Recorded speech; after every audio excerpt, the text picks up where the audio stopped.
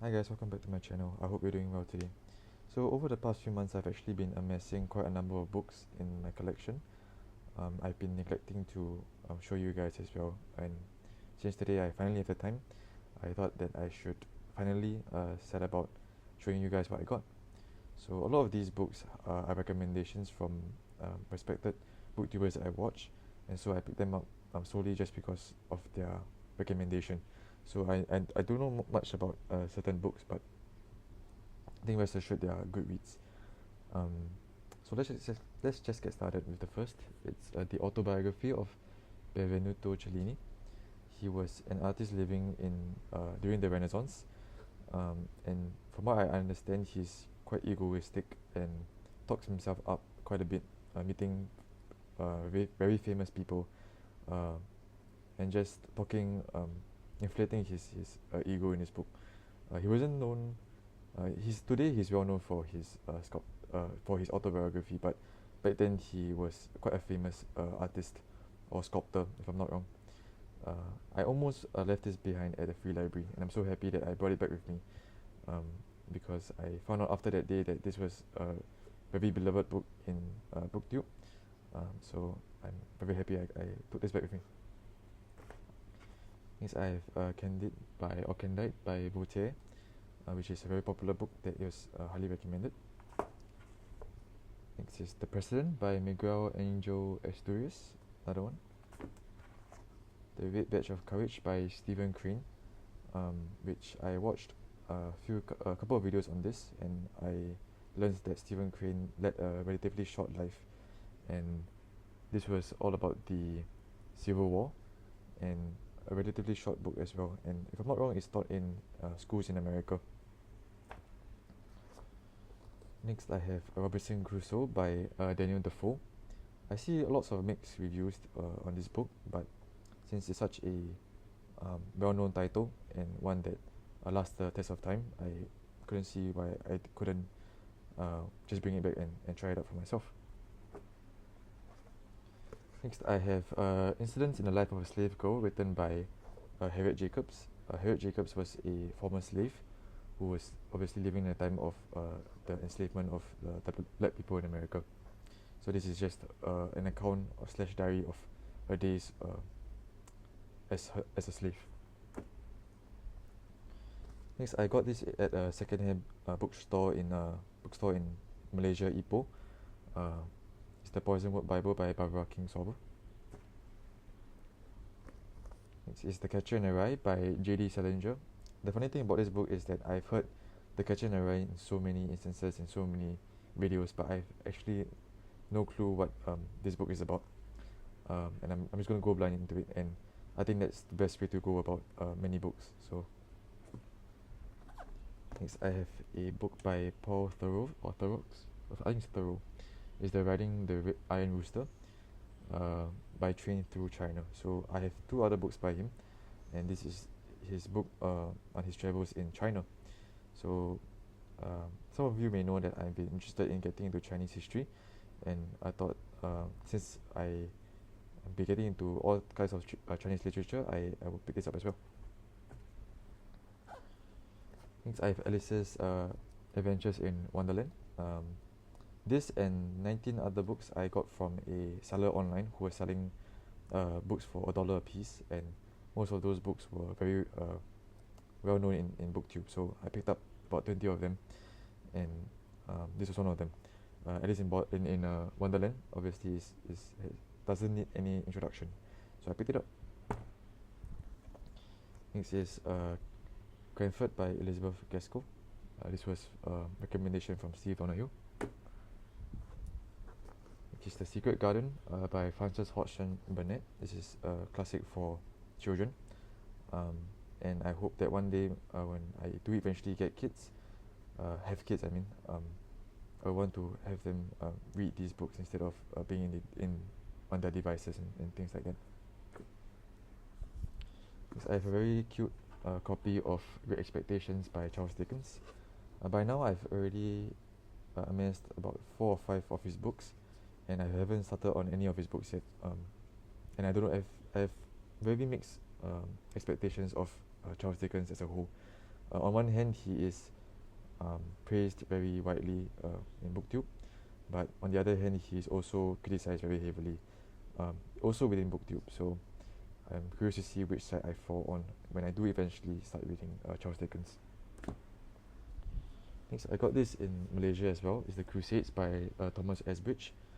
So I recently finished a book by Dan Brown of it was a history of the Middle Ages, and when I was reading about the Crusades, I um, fell in love with the topic about the combat and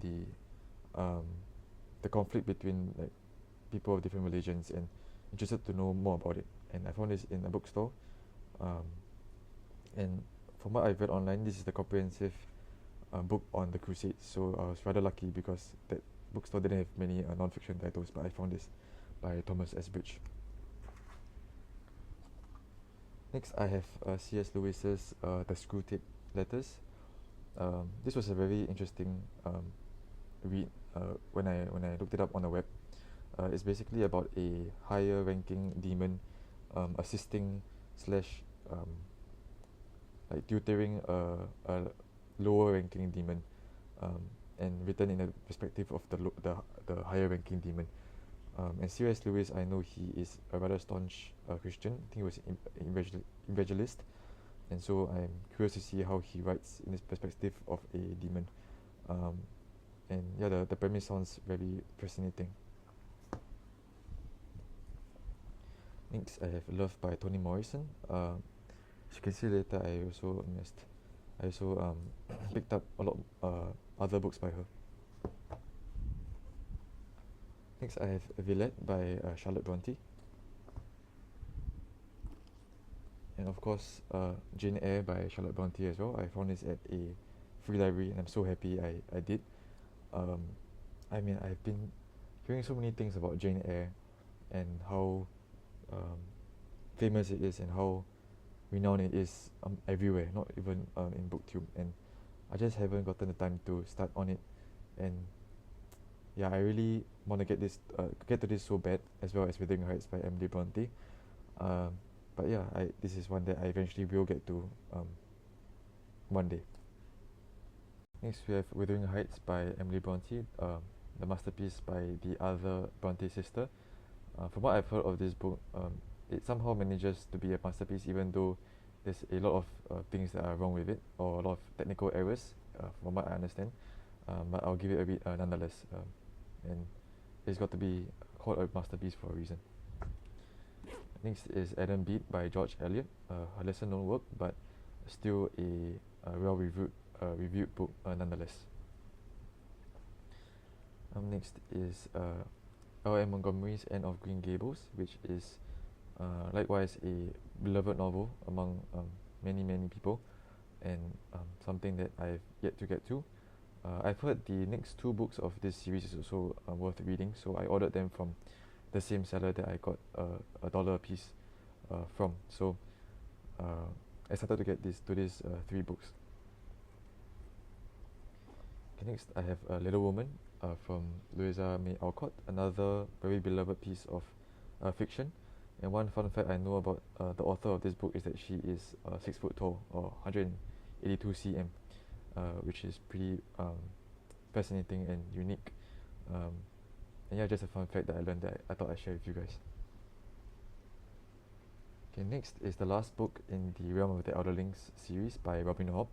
This is the 3rd book in the 3rd trilogy, the Tawny Men trilogy, and thus is the concluding book to everything in the whole saga. What I love about this series is that it focuses a lot more on the characters over the plot, even though there's also a very intriguing plot. But I tend to gravitate towards books like that, where they focus more on developing character arcs and exploring certain themes about characters rather than focusing entirely on the plot. And moreover, this edition of Fool's Fate is one that I love a lot. It feels so good to handle, and the cover as well is so nostalgic feeling. And yeah, I eventually want to fill up the whole series. I've only read the first book so far, and I enjoyed it thoroughly. Okay, next is Breakfast at Tiffany's by Truman Capote. this led to the very famous movie starring Audrey Hepburn, as well as the hit Breakfast at Tiffany's, which I really love. So I thought, why not? Let me just pick it up and see where the source material came from. Next, I have William T. Vollmann's The Atlas. William T. Vollmann is well known for his book The Dying Grass, as well as the whole trilogy that The Dying Grass is in. And this was for $1 online, so I picked it up immediately. Next is Christopher Isherwood, Christopher and His Kind, very well-loved book as well. Next is The Lowland by Jhumpa Lahiri. Apparently she was the winner of the Pulitzer Prize, so I picked it up. Next is a very nice edition of Crimes Against Humanity by Jeffrey Robertson. I picked it up because I love the cover, and I think I want to collect these covers if I can. This had not bad reviews, so I picked it up as well. Next, I have The Carpet Wars by Christopher Kremer. This is an account by Christopher Kremer as he travels to war-torn Afghanistan in the Middle East, and it's rather thick as well, so it's comprehensive and covers a lot of detail about the war as well as his own personal experience traveling in that region. The whole Middle East has been a topic of interest for mine, so I picked it up, seeing that there were good reviews online. It was a no-brainer. Next, I bought this from Malaysia as well. I Know This Much Is Truth by Wally Lam. This is his most well-known book, and I don't know too much about it, but all I know is that Steve Donahue doesn't particularly like it, which gives me less hope for it, but nonetheless I'll still try it out and give it a read. Next is I Am Legend by Richard Matheson. Not really a big fan of the cover or movie poster covers in general, but I've heard so much about this book. Obviously I've watched the movie, but this is the version that I've mean to consume the content in, which is the book format, which from what I understand it's much better than the movie, and the ending is also very different, and a lot more things happen in this book, and it's a horror staple / thriller staple for a reason. Next we have 41 Stories by O. Henry. I know that O. Henry is a very prolific short story writer, even though that this edition is a bit beat up. The middle is fine, so I just took it back with me. Next I have Snow Flower and the Secret Fan by Lisa C. For those who know what I've been reading as well, also know that I have been trying to get into Chinese history, and this one is no exception.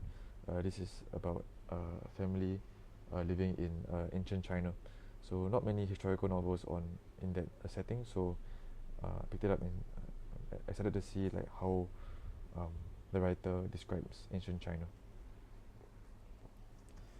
Next I have The World by Simon Sebag Monfourier. This is a world history, and I was so fortunate to get this because this was a free library that I normally go to see who left stuff there, and lo and behold this was there, a brand new copy, and I just picked it up and brought it home with me, very happy and skipping for joy.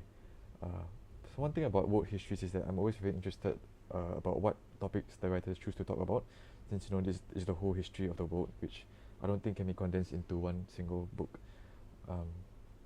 But yeah, I'm interested to see how Simon Sebag Monfourier decides to split the content, whether it's by era or by region or geography or empires and whatnot. And one thing interesting about this author is that he has a brother called Hugh Sebag Monfourier, whose book I also read, or one of his books that he wrote, which was on Dunkirk. So when I picked it up, when I discovered this book, I found out that they were related. So it's pretty interesting. Okay, next is a book I do not know at all. It's called Child of the Phoenix by Barbara Erskine.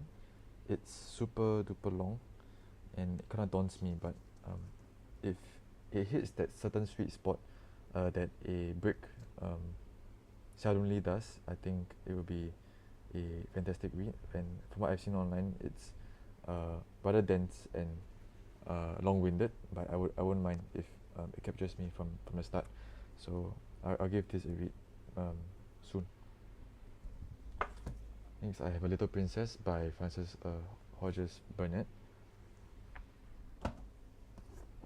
Next, I have Oscar and Lucinda by Peter Carey. This one I'm still undecided whether I should keep it or not. Apparently this was the Booker Prize winner in 1988, but it does not really have scintillating reviews, so I may or may not let it go. And I read the first couple of pages, and it's definitely a lot of stylistic. It's written in a very unique way, and I'm not sure whether I would enjoy it, but I will maybe give it another go sometime down the line and see whether I'll hang on to it or not. Next is A Fine Balance by Rohinton Mistry, which has been praised to no end by many booktubers, so thought it was a no-brainer, and it's a fine edition as well. Next, I got from the bookseller online. This is Stones from the River by Ursula Heggie, and apparently it's very highly acclaimed, and it's an award-winning writer, so why not? Next is My Family and Other Animals by Gerald Durrell. This is also very popular amongst the public, and it's a children's book as well, I think. Next, I have Alice Walker's Possessing the Secret of Joy. And if I'm not wrong, this is the second book in The Color Purple of Alice Walker's masterpiece, The Color Purple. So this was the follow-up to that book. So I want to see where it goes. Even though I haven't read The Color Purple yet, I've heard many good things about it. Okay, next is Vikram Seth, Two Lives. I've heard of A Suitable Boy many times, and I've always wanted to buy it or acquire it in some way, but it's either always too expensive or it's split up into 2 volumes. So I want it to be the thick edition where everything is condensed into 1 volume. But the editions that I've been finding have either always been too expensive or, like I said, like split up into 3 volumes, which makes no sense to me. But this is his non-fiction account of his one of his relatives called Two Lives. Next, I have a book by James A. Michener, The Drifters. I only know him from his book on places, so I don't know what to expect when it comes to just a random novel like this, but I think he's a very good writer from what I've seen online and from other booktubers. Next, I have Tom Jones by Henry Fielding. This is put in the same vein as many other very popular classics. And funnily enough, I don't know anything about it plot-wise. I just know that it's thick, and I'm gonna get to it one day. It's a rather interesting cover as well. Next, I have The Orphan Master's Son by Adam Johnson. This was included in one of Steve Donahew's best lists. I think it was a top spot, so there was very high praise, and certainly a no-brainer for me to pick up and try one day. Next, I have Howard's End by Ian Foster, who is also a very beloved author in BookTube, and this is one of a few books that he is most known for and well loved for. Next is Sylva Plath, of course known for her book The Bell Jar, but I don't think you can go wrong with her collected poems as well, and this was on a free library, so I snatched it right away. Next is The Last Unicorn by Peter S. Beagle, which is a classic fantasy book written quite a long time ago, 1968. So this was written very long ago, but surprisingly it has many good reviews. I say surprisingly because I noticed that older books tend to have very bad reviews, but that's coming from someone who hasn't read many old books, so what do I know? Next, I have Fathers and Sons by Ivan Turgenev. This is a piece of Russian literature that I did not know existed until I saw it online. So I picked it up, and I saw many good reviews, and I was surprised I didn't know him before. Next is another beloved author, beloved title at least, Watership Down by Richard Adams. Next I have White Tiger by Aravind Adiga. Apparently this book won the Man Booker Prize of 2008, but this book is one of those books where I may or may not let go, since I don't see many great reviews, just good reviews, and many bad ones as well. So I may or may not let this go. Next I have Rosencrantz and Guildenstern Are Dead by Tom Stoppard. I think this is a play that is derived from Shakespeare's Hamlet, and apparently it's quite comedic, if I'm not wrong. But yeah, I picked this up since it was free, and I don't know, maybe I'll like it. Next I have The Comedians by Graham Greene. I know this author, but I don't know this book. I know this author as in I recognize his name, but I haven't read any of his books. So I thought that maybe this would be a good introduction into his work. Next I have Can You Forgive Her by Anthony Trollope. Another book that another author that is super well known and very beloved in BookTube. I know that Steve Donoghue is currently doing a read along of this book, and hopefully by the time I get to this he would have finished it, but it's okay if he doesn't. Just think it's fun for read along with him.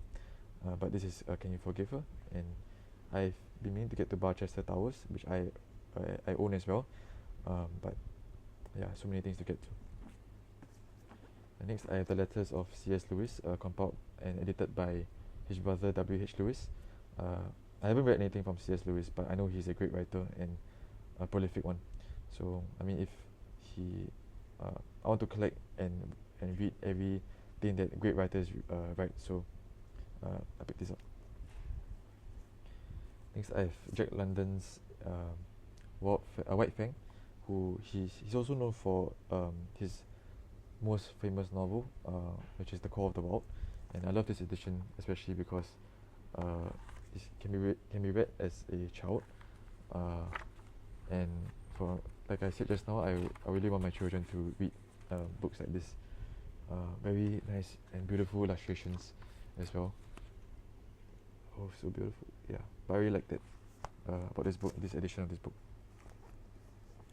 Next I have Jhumpa Lahiri's Unaccustomed Earth, which has very, very good reviews. Next is The Bluest Eye by Toni Morrison. Never read any Toni Morrison yet, but I'm just accumulating her works. Next I have Irving Wallace's The 7 Minutes. I have The Man on my TBR, which I am going to read soon, but I said why not have another of his books if he's a good writer. Next I have The Poems of Catullus. I don't know whether this is going to be my something I'm going to enjoy, since I haven't acquired the taste of reading poetry and enjoying it yet, which I hope that one day I'll fix and really get down and analyze each poem. But seeing as how some of his poems are quite choppy and not all of his poems are finished, but it was historically significant and it's worth reading as a result, so I got this. And I also have the 3 Theban plays by Sophocles, which is Antigone, Oedipus the King, Oedipus et Clonus, which is also equally as, or if not more, historically significant than the Poems of Catullus. And furthermore, this is translated by Robert Fagles, and the notes and the intro by Bernard Knox, who are well known for their translations and notes / intros for the Odyssey and the Iliad. But I'm really happy that I found this at a free library and got this edition. Next I have the Aspen Papers by Henry James. I know that Henry James is a prolific and notorious critic of a lot of figures in history. He himself is a very intelligent man, and this is what many consider to be one of his best works. So I want to read it one day and see whether he's good or not. Next I have Barchester Towers by Anthony Trollope. I think this is going to be my entryway for Anthony Trollope. I heard that he was writing in the same time as Charles Dickens, and nowadays a lot of people think that he is probably better than Dickens, but I've yet to try either of them, so I can't really say for myself yet. But this is the second book in his series, but this is the one that is recommended for new people to get into. Next, I have The Ninja by Eric Van Luster Bader. The only reason why I picked this up was that I heard Steve Donahue talk about Eric Van Luster Bader before. I know he wrote some James Bond. Is it James Bond? Forgot his name, but yeah, he wrote some novels for a very popular action hero, and this is one of his own books, and it's called The Ninja, so maybe it's good. Next, I have A Cold Comfort Farm by Stella Gibbons. I don't know much about this, but picked it up because it had good reviews. Next, I have Tales from Firouzja Bagh by Rohinton Mistry. This is a collection of short stories by the author of A Fine and Balance, so I picked it up. Next, I have The Woman Warrior by Maxine Hong Kingston. Again, very good reviews, so I picked it up. Next is The Secret Lives of People in Love by Simon Van Boy. Pretty interesting title and name, so I'll give it a try and see whether the good reviews are as they say. Next, I have The House on Mango Street by Sandra Cisneros. It's a relatively short book. Don't know much about it again, but I will learn more about it as I come to read it soon. Next, I have The Empire of the Sun by J.G. Ballard.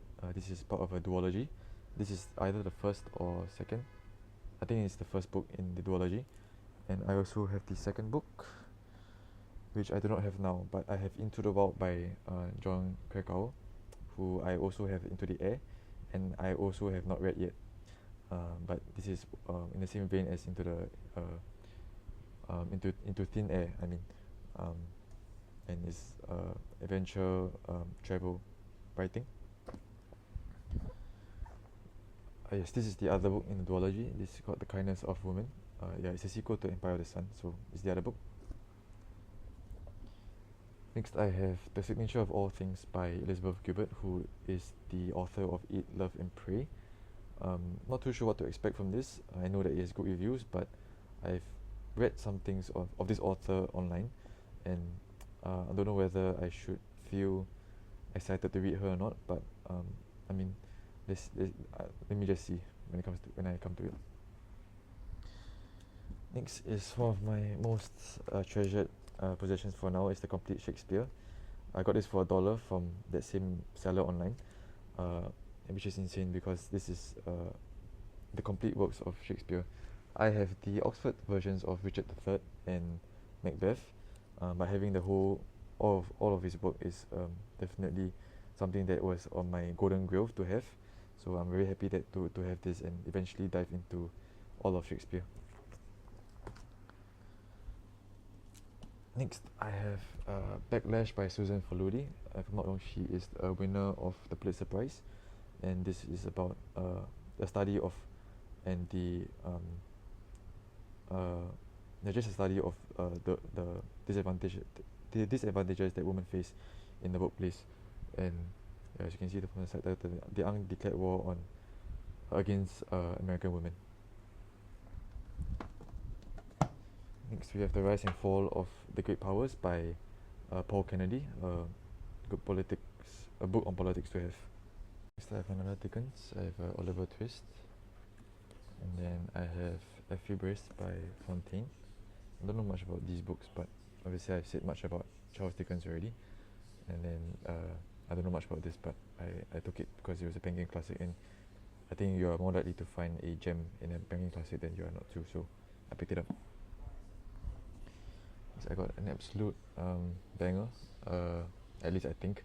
It's 100 Years of Solitude by Gabriel Garcia Marquez. This is taught about absolutely everywhere on BookTube as well as on YouTube. So I found a good copy of it, and so I picked it up. Next, I have Beloved by Toni Morrison, and The Book of Evidence by John Banville, who is a Booker Prize finalist. I bought this from the $1 piece guy, so thought it was a good deal. I got The Phantom of the Opera by Gaston Leroux. This isn't the translation that is usually recommended to readers, but I don't think much can change from translation to translation, especially since it's not a very popular work or a work which requires a very good translation, I feel. So I mean, I know the Phantom of the Opera. I used to listen to the songs growing up. My mom is a huge fan of the play or the musical. So naturally, I also was curious to find out where the source material is from. Next, I have T.E. Lawrence's Seven Pillars of Wisdom, which is an absolute classic. In the grand scheme of things, I think this is one of the best books that will be ever written, I think. I say all these things as if I've read them before, but I think I just see other people's opinion on them first, and then base my judgment of these books off of them, and then see when I do eventually read it how I feel about it and whether I agree with those takes. But from what I've seen from all the respected booktubers I've watched, they have very high praises for T. Lawrence in general. Next, I have A Possession by Bayat, who I don't know, and yeah, I'll just go into this blind as well. Next, I have Perfume: The Story of a Murderer by Patrick Susskind, and then Regeneration by Pat Barker, both of which are in these very cute editions. Then I also have Giovanni's Room by James Baldwin. This is my first James Baldwin book, so I'm excited to get to this, and I know a bit about the book itself, the contents of it anyway. And then I also have Faust Part 1 by Johann Wolfgang von Goethe. I heard that Part 2 isn't worth reading, so I didn't get that. I got Part 1 instead. And then last but not least, I got a copy of a very special edition of The Hobbit. If you see that poster over there, that is the map of the Shire. Not the Shire, but it's just a map of where Bilbo travels and the dwarves below. And I just put it up because it was in this small package that I found. And inside it there are postcards as well as the copy of The Hobbit. So I thought this was a lovely addition to have, and yeah, I brought it back home with me. So that was all the books that I accumulated, and I can finally put them back on the shelves because for the past few days they've just been sitting on the floor and being a mess, and it's been gaining me lots of scoldings from my parents for keeping all these books on the floor. But yeah, I finally can pack them up and see them displayed on my shelves. But yeah, thank you for watching. I hope you enjoyed that quite substantial stack of books that I showed you, and hopefully you guys maybe are interested in some of the books that I talked about. So thank you for watching, and I'll see you again. Thank you, BookTube.